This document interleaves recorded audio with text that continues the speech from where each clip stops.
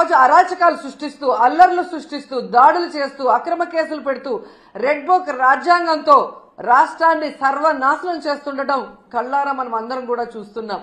ఎంత దారుణం అంటే ఒక మహిళ హోంమంత్రిగా ఉండి కూడా మహిళలకి రక్షణ కల్పించలేని దౌర్భాగ్య స్థితిలో ఉంది అంటే సిగ్గుపడాలి.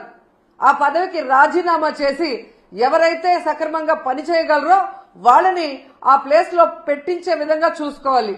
కానీ జగన్ గారిని, భారతి మేడంని, మిగతా వైఎస్ఆర్సీపీ నాయకుల్ని తిట్టడానికే హోంమంత్రి పదవి ఇచ్చినట్టు ఆవిడ మాట్లాడుతున్న మాటలు చూస్తుంటే చాలా సిగ్గుచేటు. ఎందుకంటే మా నియోజకవర్గంలో కూడా ఒక చిన్న పాపని రేప్ చేసి చంపేసి పూర్తి చేస్తే దాన్ని మాయ చేయాలని ఎస్పీని అందరినీ ఇక్కడికి పంపించడం జరిగింది.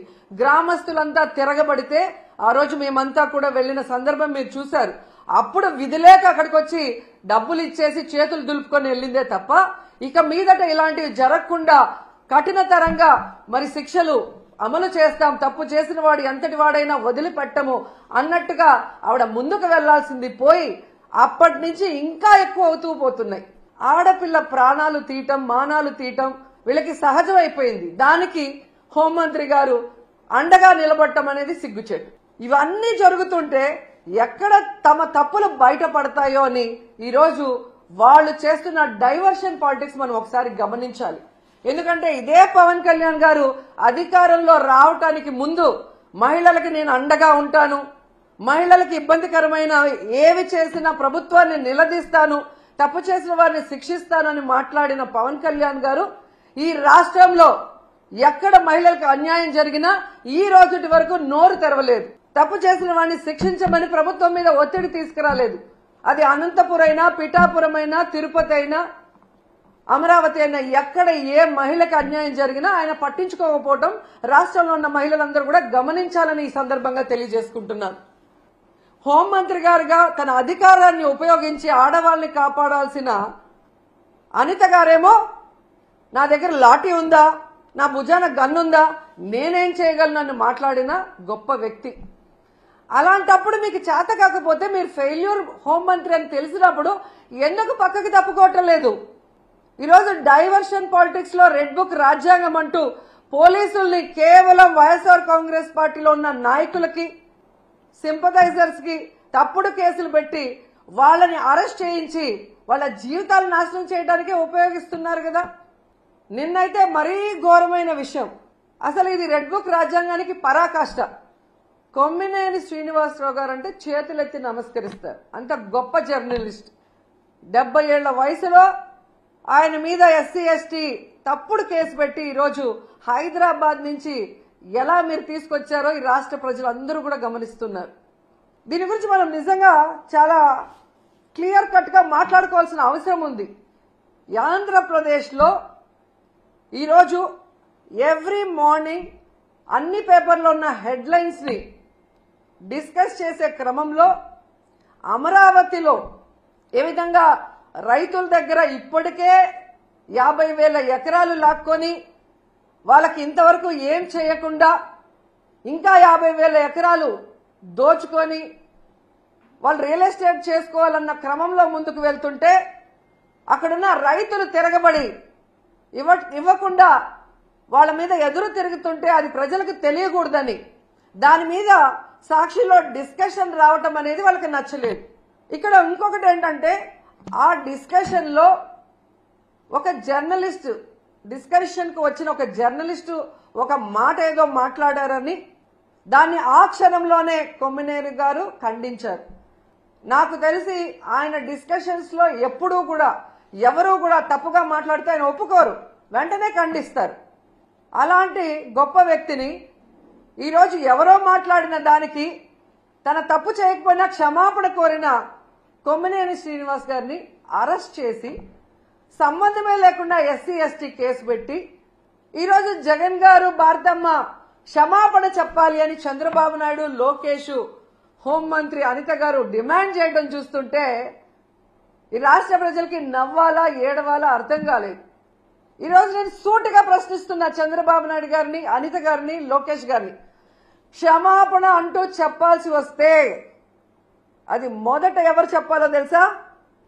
కోడలు మగబిడ్డని కంటే అత్త సంతోషించదని ఆడవాళ్ల పుట్టుకనే అవమానించిన చంద్రబాబు నాయుడు ముందు క్షమాపణ చెప్పాలి. ఆడపిల్ల కనిపిస్తే ముద్దు పట్టాలి లేదా కడుపైనా చేయాలి అన్న బాలకృష్ణ గారు క్షమాపణ చెప్పాలి. అలాగే మీరు చూస్తే జగనన్న తన కూతుర్లు చూడడానికి లండన్కి వెళ్ళినప్పుడు ఆయన గురించి నీచంగా మాట్లాడిన లోకేష్ క్షమాపణ చెప్పాలి. Can you tell me anywhere in the country any political party is having this type of background? I am asking straight question. In the country, బాబాయిని చంపి ఆనాటి ముఖ్యమంత్రి నేనే నా చేతిలో కత్తి పెట్టే ధైర్యం వచ్చిందంటే నేరస్తులకి, కెన్ యూ ఇమాజిన్? దాన్ని నమ్మించడానికి సాక్షి పేపరు టీవీ పెట్టుకొని పదే నమ్మించి సానుభూతి సంపాదించడానికి కూడా చూశారు కదా మీరు. Are they fit in politics? ఏంటి మన తెనాలి? ఎవరు వాడు? Rowdy sheeter. ఎవరు వాడు? గంజాయి బ్యాచ్. మీరు వెళ్తారా? ఎన్ని గుండెలు ఉండాలి మీకు? ప్రజలు మీకు సపోర్ట్ చేయాలన్నా. ఇంకొక పక్క నిన్న పొగాకు. ఏంటి నీ పని? పొగాకుకు నేను చెప్పాను, ఎవరిచ్చారండి? 12,000 రూపాయలు క్వింటాల్కిచ్చి కొనిస్తున్నాం. మా దగ్గర ఎక్స్పర్టైజ్ లేదు, గోడౌన్స్ కూడా లేవు, రైతులు ఇబ్బందుల్లో ఉన్నారు. ఎంతైనా పర్వాలేదు, నష్టం వచ్చినా పర్వాలేదు, కొనాలను కొంటున్నాం. కొంటే మీ బాధ్యత ఏంటి? ఎప్పుడన్నా చేశారా మీరు? బాధ్యత లేకుండా పోయి ఒక 15,000 మందిని ఎసకపోయి ఇక్కడ ఏం చేశారు?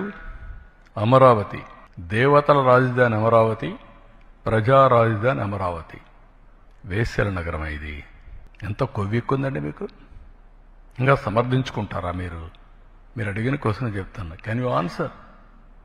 ఇలాంటి వాళ్ళని మీరేం చేస్తున్నారు? మీడియా. మీ ఇంట్లో ఆడబిడ్డలు లేరా? మీకు తల్లి లేదా? కూతుర్లు లేరా? మీ భార్యలు లేరా? What are you talking? మనకు బ్లడ్ బాయిలింగ్ కాలేదా? ఇలాంటి వాళ్ళు నిన్న దాన్ని డైవర్ట్ చేయడానికి పోయి గొడవ చేస్తారా మీరు?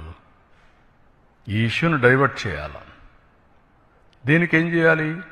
ఒక చిన్న గీత ఉంటే ఇంకో పెద్ద గీత గీయాలి. అంటే పోయి 15,000 మందిని పెట్టుకొని రౌడీజం చేస్తారా? అంటే మీ ఉద్దేశం ఏంటి? నేరస్తులు రాజకీయ ముసుగులో చేస్తున్నారు కాబట్టి మాట్లాడితే రాజకీయ నాయకులపైన యాక్షన్ ఎవరి మీద తీసుకోవాలి?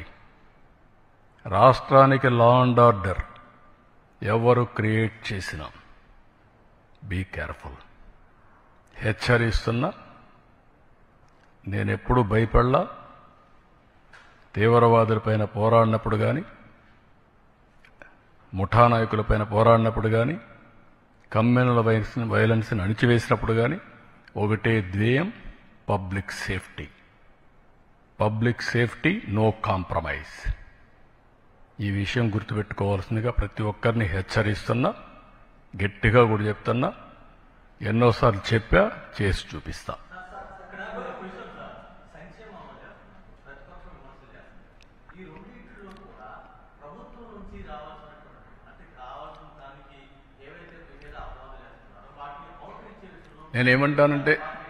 నేనేమంటానంటే లాజిక్ లేని వాళ్ళు, కనీసం ఒక పద్ధతి లేకుండా విమర్శిస్తే దానికి మీనింగ్లెస్. నేను అడుగుతున్నా సమాధానం.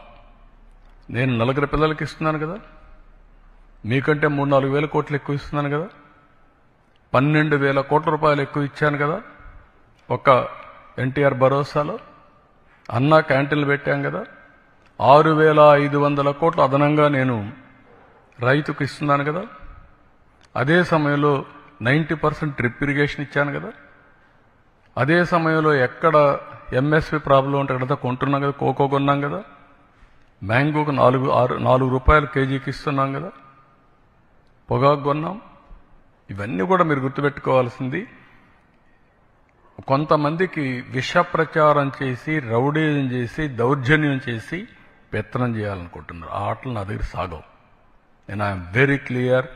మళ్ళీ చెప్తున్నా, మీ ద్వారా ప్రజలకు కూడా చెప్తున్నా, ఇంతవరకు నా మంచితనాన్ని చూశారు. తోక తెప్పితే మాత్రం పబ్లిక్ సేఫ్టీ కోసం ఎవ్వరిని ఉపేక్షించడం.